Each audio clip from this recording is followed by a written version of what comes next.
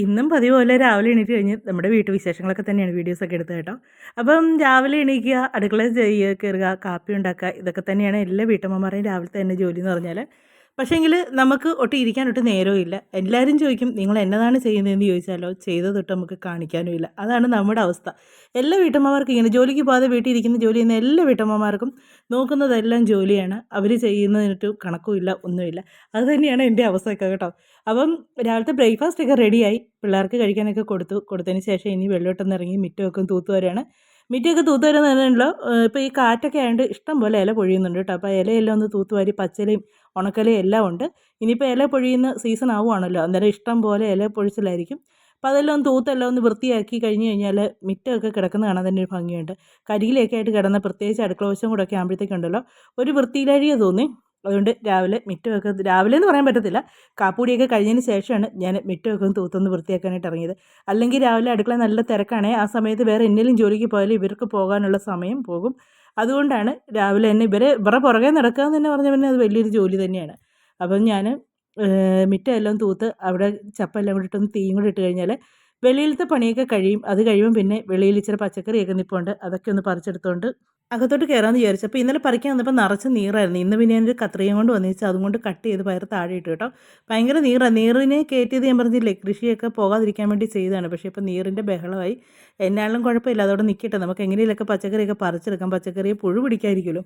പിന്നെ ഒരു വഴുതനങ്ങയും കൂടെ പറിക്കാമെന്ന് വിചാരിച്ചു. അപ്പോൾ എന്നും കുറച്ച് നിത്യവഴുതനങ്ങ കിട്ടിയായിരുന്നു കേട്ടോ. നിത്യവഴുതനങ്ങയും പറിച്ചു, പിന്നെ കോവയ്ക്ക കുറച്ച് കിട്ടി.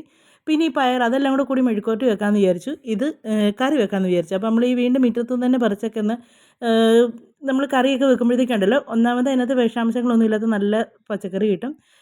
അതുപോലെ തന്നെ നമ്മൾ നട്ട് പറിച്ചതെടുത്ത് കറി വെക്കുമ്പോഴത്തേക്ക് ഒരു സന്തോഷം. ഇവിടെ ഞാൻ പറിച്ച് കറി ഇവിടെ ഞാൻ നട്ടത് എന്തെങ്കിലും പറിച്ച് കറി വെക്കുമ്പോഴത്തേക്ക് എല്ലാവരും കഴിക്കാതിരിക്കാൻ പറയും എൻ്റെ വഴുതനയാണ്, എൻ്റെ കോവയ്ക്കയാണ്, ഇങ്ങനെ പറഞ്ഞുകൊണ്ടിരിക്കും. കാര്യം എന്താണെന്ന് വെച്ചാൽ ഇവരൊന്നും അറിയാൻ വേണ്ടിയാണ് ഇങ്ങനെ പറയുന്നത്. പക്ഷേ നമുക്ക് മനസ്സിന് സന്തോഷമാണ് അങ്ങനെ പറയുമ്പോഴത്തേക്ക്. അവർക്കറിയാം ഞാൻ എപ്പോഴും ഇങ്ങനെ ഒരു ഇത് പറയുന്നത് കൊണ്ട് അവരിരുന്നെങ്കിൽ ചിരിക്കും. അങ്ങനെ നമ്മുടെ അടുപ്പിലേക്ക് നമ്മുടെ അരിയൊക്കെ ഇട്ട് കേട്ടോ. ഞാൻ പറമ്പിൽ പോയിട്ട് വരുമ്പോൾ എപ്പോൾ പോയിട്ട് വന്നാലും ചുള്ളിലുള്ള ഇഷ്ടംപോലെ ഉണ്ട്, അതെല്ലാം പെറുക്കിക്കൊണ്ട് വരും. പിന്നെ അതെല്ലാം കഴിയുമ്പോഴത്തേക്ക് പിന്നെ കുറച്ച് തക്കാളിക്കയുടെ മുന്നിൽ ഇരിക്കുന്ന പറയുമ്പോൾ നിങ്ങൾ ഓർക്കുമായിരിക്കും എനിക്ക് വല്ല തക്കാളിക്ക കച്ചവടമായിരിക്കും. അല്ലെന്നേ, ഇഷ്ടം പോലെ തക്കാളിക്ക ഇപ്പോൾ കൊണ്ടുവരുന്നുണ്ട്. ഇപ്പോൾ തക്കാളിക്കയുടെ ഒക്കെ സീസണാണെന്ന് തോന്നുന്നു കേട്ടോ. ഇഷ്ടം പോലെ വിലക്കുറച്ചൊക്കെ കിട്ടുന്നുണ്ട്. അപ്പം ഞാൻ തന്നെയാണ് പറഞ്ഞു വിടുന്നത്, വിലക്കുറച്ച് തക്കാളിക്ക, ഇഞ്ചി, വെളുത്തുള്ളി, പാവയ്ക്ക, പിന്നെ കൊച്ചുള്ളി, സവോള, ഇതൊക്കെ കിട്ടിയ ചേട്ടൻ ഇങ്ങനെ മേടിച്ചുകൊണ്ട് പോരും. എത്ര കൊണ്ടുവന്നാലും എനിക്ക് സന്തോഷമാണെന്ന് പറയും. അങ്ങനെ ഇത് 2 പ്രാവശ്യമായിട്ട് മേടിച്ചുകൊണ്ട് വന്നതാണ്. അപ്പം ആദ്യം മേടിച്ചുകൊണ്ട് വന്ന തക്കാളിക്ക നല്ലപോലെ പഴുത്തായിരുന്നത്, ഇപ്പോൾ ഞാൻ അരിഞ്ഞുകൊണ്ടിരിക്കുന്നത്. രണ്ടാമത് മേടിച്ചുകൊണ്ട് വന്ന തക്കാളിക്ക ഉണ്ടല്ലോ, അത് അത്രയ്ക്ക് അങ്ങോട്ട് പഴുത്തതല്ല. പക്ഷേ അതത്ര സാധനം നല്ലതുമല്ല. അതിൽ നിന്ന് കൊള്ളാമെന്നൊക്കെ നോക്കി ഞാൻ എടുക്കുവാണ്. അപ്പോൾ ഇതെല്ലാം ഒന്ന് അരിഞ്ഞ് എല്ലാം കഴുകി എടുത്തതിന് ശേഷം ഞാൻ അരിഞ്ഞ് എടുക്കുവാണ്. എന്നത്തിനാണെന്നറിയോ, ടൊമാറ്റോ സോസ് ഉണ്ടാക്കാനായിട്ട്. അപ്പോൾ പിള്ളേർ അവിടെ നിന്ന് ഇങ്ങനെ ഓരോന്നൊക്കെ പറയാൻ കാണിക്കുകയൊക്കെ ചെയ്യുന്നുണ്ട്. കണ്ണൻ അവിടെ നിന്ന് ട്യൂഷൻ കഴിഞ്ഞ് വന്നതാണേ. വന്നതിന് ശേഷം എന്നെ ഇങ്ങനെ ഓരോന്നും ചോദിച്ചുകൊണ്ടിരിക്കുക, വീഡിയോ എടുക്കുവാണോ എന്നൊക്കെ. ഇപ്പം ഞാൻ നേരത്തെ എന്നൊക്കെ പറഞ്ഞാൽ വോയിസ് കൊടുത്തായിരുന്നു വീഡിയോ എടുക്കുന്നത്. ഇപ്പം ഞാൻ അങ്ങനെ ചെയ്യാത്തതിൻ്റെ കാര്യം എന്താ പറയുക, ഇവർ ടി വി എപ്പോഴും വെച്ചുകൊണ്ടാണ് ഇരിക്കുന്നത്. അന്നേരം നമുക്ക് ഒന്ന് വോളിയം കുറയ്ക്കാമോ എന്ന് ചോദിക്കുമ്പോൾ അവർക്കൊരു ബുദ്ധിമുട്ടും ഒക്കെയാണ്. അപ്പോൾ പിന്നെ ഞാനോർത്ത് വോയിസ് കൊടുക്കുന്നത് നല്ലത് എന്നോർത്ത്. എന്നതോ കാര്യമുണ്ട്, എന്നെ വന്ന് സോപ്പിട്ട് നിൽക്കുവാണ്. അല്ലെങ്കിൽ ഇങ്ങനെ എന്നെ വന്ന് സോപ്പിട്ട് നിൽക്കുകയല്ല. അപ്പോൾ എന്നെ ആദ്യം കളിയാക്കി, അമ്മയടുത്തുനിന്ന് വന്ന് നിൽക്കണമെങ്കിൽ ഞാൻ മുട്ടയിൽ നിൽക്കണമെന്ന്. കാര്യം അവനങ്ങ് പൊക്കം ആയിപ്പോയി, ഞാൻ പൊക്കം കുറവാണ് എന്നൊക്കെ പറഞ്ഞ് എന്നെ ഇങ്ങനെ എപ്പോഴും കളിയാക്കുക. അപ്പോൾ ഞാൻ പറഞ്ഞു എനിക്ക് ആവശ്യത്തിനുള്ള പൊക്കമുണ്ട്, പിന്നെ ഈ വയറ്റിൽ നിന്നല്ലേ നീ വന്നേ എന്ന് ചോദിച്ചാൽ പൊക്കമുള്ളത് എന്നും പറഞ്ഞിട്ട് ഇങ്ങനെ ഓരോന്നെല്ലാം പറഞ്ഞ് നിൽക്കുക. അപ്പോൾ ട്യൂഷൻ നൈറ്റ് ക്ലാസ് കഴിഞ്ഞിട്ട് വന്നതാണ്. ഇപ്പം ഞാൻ വൈകുന്നേരമാണ് കേട്ടോ ഇത് ബാക്കിയൊക്കെ ചെയ്തത്. ഉച്ചയ്ക്ക് പിന്നെ വീഡിയോസ് ഒന്നും എടുത്തില്ല, വേറെ കുറേ ജോലികളൊക്കെ ഉണ്ടെന്ന് അതിൻ്റെ പുറകെയൊക്കെ അങ്ങനെയൊക്കെ അങ്ങ് പോയി.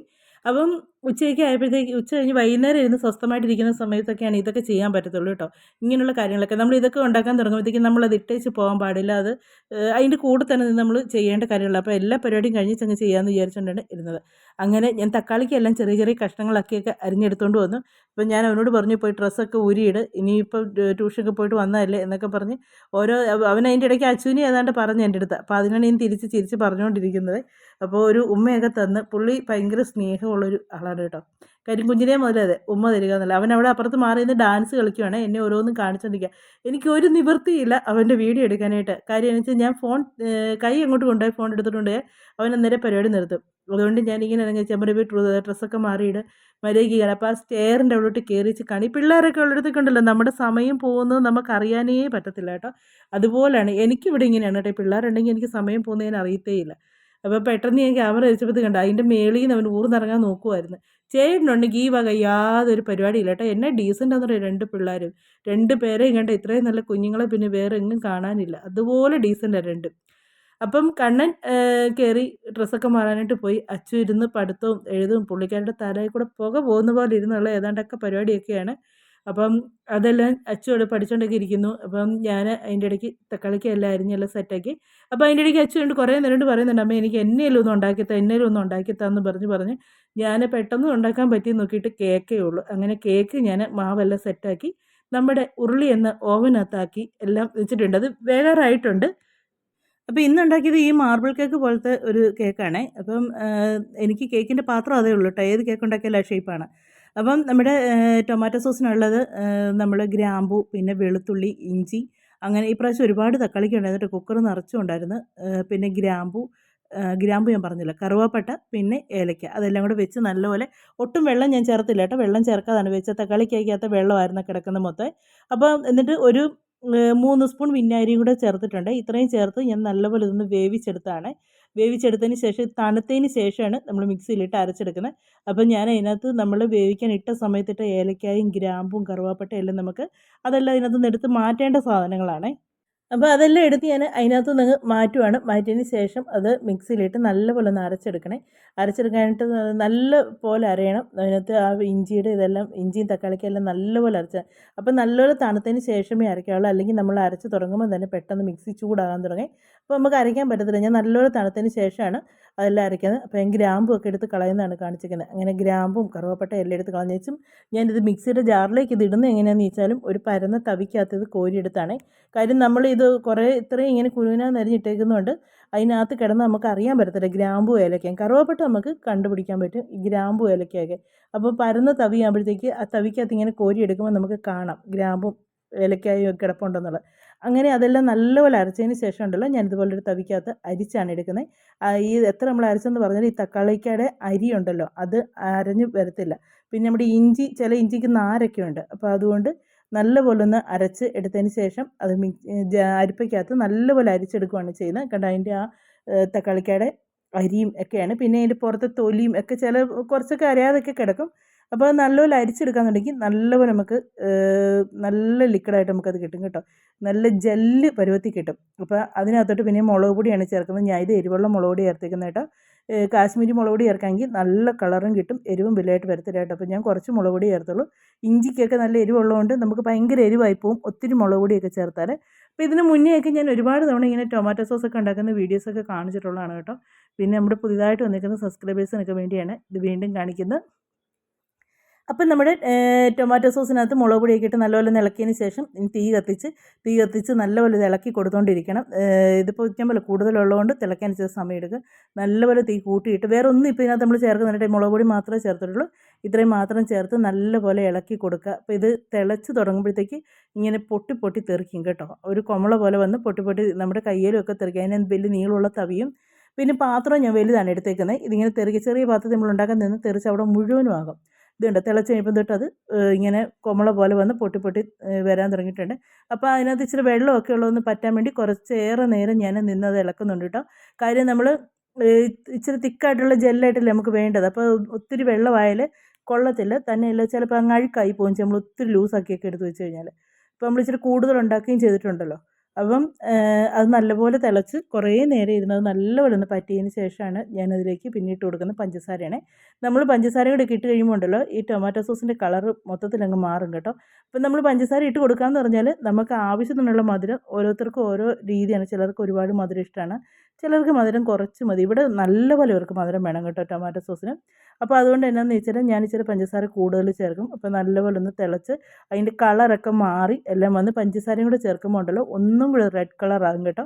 അപ്പം ഞാൻ ആദ്യം കുറച്ച് പഞ്ചസാര ചേർത്ത് നല്ലപോലെ ഒന്ന് ഇളക്കിയെല്ലാം നോക്കി മധുരമൊക്കെ നോക്കി കഴിയുമ്പോഴത്തേക്കും ഒരു ഇച്ചിരി കൂടെ മധുരം പിന്നെയും വേണമായിരുന്നു. പിന്നെയും ഞാൻ കുറച്ചും കൂടെ പഞ്ചസാര ചേർക്കുന്നുണ്ട്. അതുപോലെ തന്നെ ഒരു നുള്ളു ഉപ്പും ഞാൻ ഇതിനകത്ത് ചേർക്കുന്നുണ്ട്. അപ്പം നമ്മുടെ ടൊമാറ്റോ സോസ് റെഡി ആയിക്കൊണ്ടിരിക്കുകയാണ്. നമ്മൾ കടയിൽ നിന്ന് മേടിക്കുന്ന കെമിക്കലൊന്നും ഇല്ലാതെ നമുക്ക് നല്ല അടിപൊളിയായിട്ട് അതേ ടേസ്റ്റിൽ തന്നെ നമുക്ക് വീട്ടിലുണ്ടാക്കിയെടുക്കാം കേട്ടോ, കെമിക്കലൊന്നും ചേർക്കാതെ. അപ്പം നമ്മുടെ ഞാൻ വേറെ കാര്യം കൂടെ പറയാൻ മറന്നു പോയത്, ടൊമാറ്റോ സോസ് ഞാൻ വേവിക്കാൻ വെച്ച സമയത്ത് അതിനകത്ത് വിനാഗിരി ചേർക്കുന്നുണ്ട്. ഞാൻ വിനാഗിരിയും കൂടെ ചേർത്താണ് വേവിക്കാൻ വെക്കുന്നത്. ഞാൻ പറഞ്ഞെന്ന് തോന്നുന്നു അല്ലേ, 3 സ്പൂൺ വിനാഗിരി ചേർത്തെന്ന് പറഞ്ഞെന്ന് തോന്നുന്നു. പറഞ്ഞില്ലെങ്കിൽ ഒന്നും കൂടെ പറഞ്ഞേക്കുന്നേ. അപ്പോൾ നമ്മുടെ ടൊമാറ്റോ സോസിൻ്റെയൊക്കെ കളറൊക്കെ കണ്ടോ, നല്ല സെറ്റായില്ലേ കളർ കണ്ടോ, നല്ല കടും ചുമപ്പായിട്ടുണ്ട്. അപ്പോൾ നല്ല പഴുത്ത തക്കാളിക്ക ആണെങ്കിലും ഉണ്ടല്ലോ, അത് നമ്മൾ ഉണ്ടാക്കുമ്പോൾ തന്നെ നല്ല ചുവപ്പ്.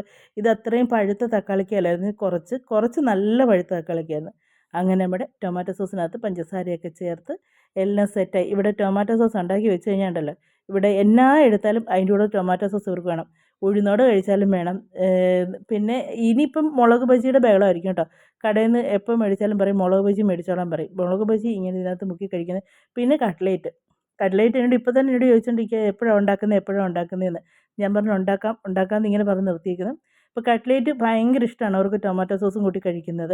നേരത്തെ ഒന്നും ഇവരിതൊന്നും കഴിക്കത്തില്ലായിരുന്നു കേട്ടോ. ഞാൻ ഇത് വീട്ടിലൊക്കെ ഉണ്ടാക്കി ഇങ്ങനെ കൊടുക്കാനൊക്കെ തുടങ്ങിയതിന് ശേഷമാണ് പിള്ളേരുണ്ട്. ചേട്ടനതിന് മുമ്പേ തൊട്ടുപോലും നോക്കത്തില്ലായിരുന്നു. ചേട്ടൻ പറഞ്ഞു ഞാനിപ്പോഴാണ് ഈ ടൊമാറ്റോ സോസൊക്കെ കഴിക്കുന്നത്, ഇതൊന്നും എനിക്ക് ഇഷ്ടമില്ലാത്ത സാധനങ്ങളായിരുന്നു എന്ന് പറഞ്ഞു. അപ്പം നമ്മൾ അതിൻ്റെ കൂടെ ചേരേണ്ട സാധനങ്ങൾ ചേർത്ത് കഴിക്കാനുണ്ടല്ലോ, ഏത് ഫുഡും നമുക്ക് ഇഷ്ടമാവേ. അപ്പോൾ അതുകൊണ്ട് ഞാനിപ്പോൾ കുറച്ചും കൂടെ പഞ്ചസാരയും കൂടെ ചേർത്ത് അങ്ങനെ നമ്മുടെ ടൊമാറ്റോ സോസൊക്കെ സെറ്റായി കേട്ടോ. ഇതിപ്പോൾ കുറേ ഉണ്ട് കേട്ടോ. എനിക്ക് വലിയൊരു ഭരണി നിറച്ചും ഇതെടുത്തൊക്കെ ഉണ്ട്. അപ്പം ഞാൻ 2-3 ഇതിൽ ഭരണിയിലാക്കിയാണ് വെക്കുന്നത്. കുറച്ച് ഫ്രീസറിലോട്ട് വെക്കും, ബാക്കി ഞാൻ ഫ്രിഡ്ജിലോട്ടും വെക്കും. നമ്മളിപ്പോൾ എടുക്കാനൊക്കെ ഉദ്ദേശിക്കുന്നത് ഫ്രിഡ്ജിലോട്ടാണ് വെക്കുന്നത്. അപ്പോൾ നമ്മൾ വേറെ കെമിക്കലൊന്നും അതിനകത്ത് ചേർക്കാത്തതുകൊണ്ട് നമുക്ക് വെളിയിൽ ഇത് ഒത്തിരി ദിവസം വെക്കാൻ പറ്റത്തില്ല കേട്ടോ. അതുകൊണ്ടാണ് ഫ്രിഡ്ജിൽ തന്നെ വെക്കുന്നത്. അപ്പം നമ്മുടെ ടൊമാറ്റോ സോസെല്ലാം ആ വെള്ളമെല്ലാം ഒന്ന് പറ്റി അതിൻ്റെ എല്ലാം സെറ്റായി. അതെല്ലാം കഴിഞ്ഞിട്ട് പിന്നെ നമ്മുടെ കേക്കൊക്കെ എടുത്തുകൊണ്ട് വന്ന് കേക്കൊക്കെ മുറിക്കാൻ തുടങ്ങണേ. അപ്പം കുറേ നേരം എൻ്റെ പണിയൊന്നും ഒതുങ്ങിയിട്ട് ഞാൻ മുറിച്ചാൽ ഇവിടെ പിന്നെ എന്തെങ്കിലും ഉണ്ടാക്കി കൊടുത്താലും ഉണ്ടല്ലോ, ഇവർ തന്നെ മുറിച്ച് കഴിപ്പൊന്നുമില്ല കേട്ടോ. നമ്മൾ തന്നെ അത് മുറിച്ച് അവർക്ക് കൊടുക്കണം, എന്നാലേ ഉള്ളൂ അവർ കഴിക്കുകയുള്ളൂ. അല്ലെ ഉണ്ടാക്കി വെച്ച് കഴിഞ്ഞ് നിങ്ങളത് മുറിച്ചോ എന്ന് പറഞ്ഞാൽ ഇല്ല അമ്മയും കൂടെ വന്നിട്ട് നമുക്ക് ഒന്നിച്ച് കഴിക്കാമെന്നും പറഞ്ഞ് നിൽക്കും. അങ്ങനെ ഞാൻ കേക്കൊക്കെ ഒന്ന് മുറിച്ചൊന്ന് സെറ്റാക്കുകയാണ്. അപ്പം ഇങ്ങനത്തെ കേക്ക് ഉണ്ടാക്കുന്ന ഇവർക്ക് ഭയങ്കര ഇഷ്ടമാണ്. ഞാൻ പറഞ്ഞില്ലേ എനിക്ക് ഇങ്ങനത്തെ ഒരു പാത്രം ഉള്ളതുകൊണ്ടുള്ള ഏത് കേക്ക് ഉണ്ടാക്കിയാലും അതിന് ലവ് ഷേപ്പാണ്. അപ്പം നമ്മുടെ കേക്കൊക്കെ ഇതുണ്ട് നല്ല ഇത് ഞാൻ ക്യാരമൽ സിറപ്പാണ് ഉണ്ടാക്കിയത്. ക്യാരമൽ സിറപ്പ് ഉണ്ടാക്കി മാവ് ആദ്യം സെറ്റാക്കിയതിന് ശേഷം അതിൻ്റെ പുറത്തോട്ട് ഒഴിച്ച് കൊടുത്തേച്ച് അതിനകത്തോടെ ഒരു സ്പൂണോ അല്ലെങ്കിൽ നമ്മുടെ പപ്പടം കുത്തി എന്നെല്ലാം വെച്ചൊന്ന് ഇങ്ങനെ റൗണ്ടിൽ കറക്കി കൊടുത്താൽ മതി. അപ്പോൾ അതിൻ്റെ ഉള്ളിലോട്ട് അത് ഇറങ്ങും. അപ്പോൾ ഈ ക്യാരമൽ സിറപ്പ് കുറച്ച് മാവ് ഞാൻ മാറ്റി ആ മാവിനകത്തോട്ട് ചേർത്താണ് മിക്സ് ചെയ്തെടുക്കുന്നത്. അന്നേരം ഈ മാർബിൾ കേക്കിൻ്റെയൊക്കെ ഒരു അകം പോലെയൊക്കെ ഇരിക്കും. പിള്ളേർക്ക് ഇങ്ങനെയുള്ളതൊക്കെ കാണുമ്പോഴത്തേക്കും ഒരു പ്രത്യേകതയില്ലേ, കഴിക്കാൻ അവർക്കൊരു ഇഷ്ടം തോന്നും. അങ്ങനെ നമ്മുടെ കേക്കെല്ലാം ചെറിയ ചെറിയ പീസാക്കി അന്നേരത്തേക്ക് ചേട്ടനും വന്നു. പിന്നെ ഞങ്ങളെല്ലാവരും കൂടി ഇരുന്ന് കേക്കൊക്കെ കഴിച്ചതിന് ശേഷമാണ് പിന്നെ ഫുഡൊക്കെ കഴിച്ചത്. അപ്പം നമ്മുടെ ഡേ ഇൻ മൈ ലൈഫൊക്കെയാണ് ഇപ്പോൾ കുറച്ച് ദിവസമൊക്കെ ഉണ്ടൊക്കെ ചെയ്യുന്നത് കേട്ടോ. അപ്പോൾ വീഡിയോ ഒക്കെ ഇഷ്ടമാവുകയാണെങ്കിൽ ആദ്യമായിട്ടൊക്കെ കാണുന്നവർ സബ്സ്ക്രൈബ് ചെയ്യാനേ, അതുപോലെ തന്നെ ലൈക്ക് ചെയ്യുക, കമൻറ്റ് ചെയ്യുക, നിങ്ങളുടെ അഭിപ്രായങ്ങളൊക്കെ ഒന്ന് പറയുക കേട്ടോ. അപ്പം നിങ്ങൾക്ക് വീഡിയോ പ്രയോജനപ്പെട്ടെന്ന് തോന്നുകയാണെങ്കിൽ ഫ്രണ്ട്സിനോടൊക്കെ ഒന്ന് ഷെയർ ചെയ്ത് കൊടുത്ത് ഒന്ന് സപ്പോർട്ട് ചെയ്യുക. അപ്പം നമ്മുടെ ഇന്നത്തെ വീഡിയോ ഒക്കെ അവസാനിപ്പിക്കാൻ സമയമായിട്ടുണ്ട്. ഇനി അടുത്ത വിശേഷങ്ങളും കാര്യങ്ങളൊക്കെ ആയിട്ട് നമുക്കിനി അടുത്ത വീഡിയോയിലൂടെ വീണ്ടും കാണാവേ.